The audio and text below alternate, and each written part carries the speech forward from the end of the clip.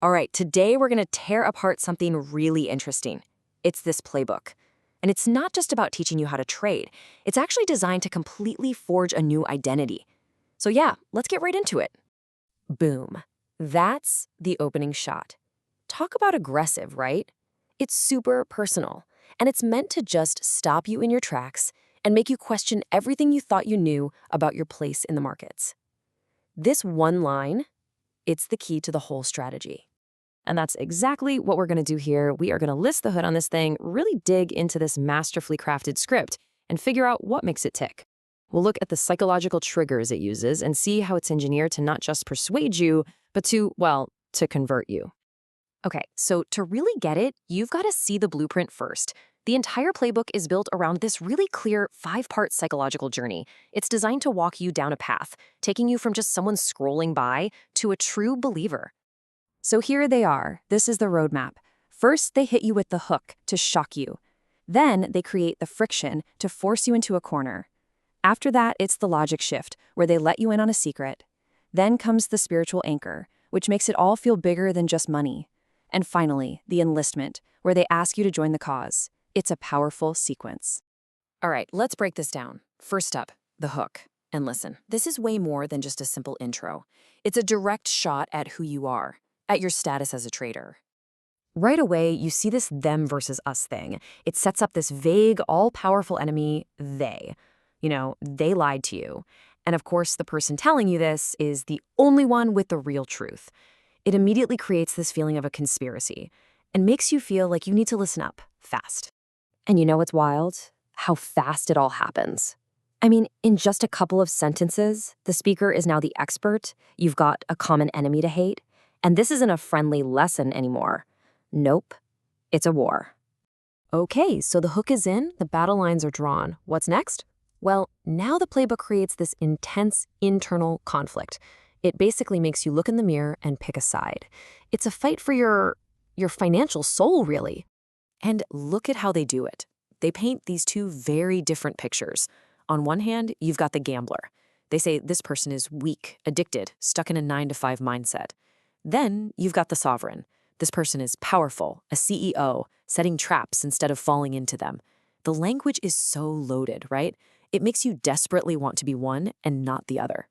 And then, bam. That is just a brilliant gut punch. It stops being some abstract idea and becomes a direct hit, a personal accusation. It's designed to make you feel completely exposed and to make you want to prove them wrong by becoming that powerful sovereign they're talking about. Okay, so you're emotionally invested now. You've decided, I want to be the sovereign, not the gambler. And right on cue, the playbook switches things up. It moves away from pure emotion and starts talking logic. It's like a reward. You get let in on a secret that all those gamblers will never know. So how do they do it? First, they start with what they call retail support. This is basically the common advice, the stuff everyone says to do. And this is the setup. This is the trap they're about to spring. And then they pull back the curtain on this thing called stop-loss hunting. Suddenly, the market isn't this neutral place anymore. No, it's a jungle, and the big players are predators, actively hunting for your stop-losses, for your money. Which leads to this. 3 simple words. You are the fuel. This is the heart of their whole argument. It takes this abstract idea of liquidity and makes it incredibly personal. It's not just that you're losing money, it's that your losses are literally what powers the machine. And just when you feel hopeless, they give you the answer. We don't buy the support, we buy the liquidation of the support. See, it's this clever, counterintuitive twist. It's positioned as the only way to win, the only way to stop being that market lunches. It proves the speaker is on another level. So, we've had emotion, we've had logic, but now the playbook takes this really dramatic turn. This is where it gets really interesting. Suddenly, we're not just talking about trading strategy anymore. It's about morality. It's about spirit. It's a battle for your soul. And just look at the language here. They pull out a quote from Proverbs. By bringing in scripture, they're taking their 21st century trading tips and anchoring them in something ancient, something that feels unshakable.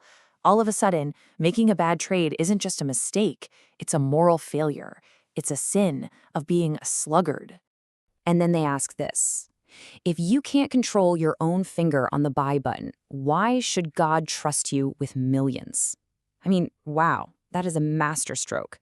It connects your tiniest action, your self-control, to your worthiness in the eyes of God.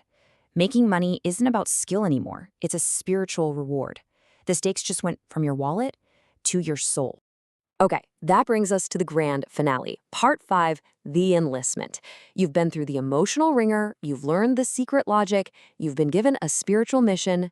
Now it's decision time. You have to publicly choose who you are.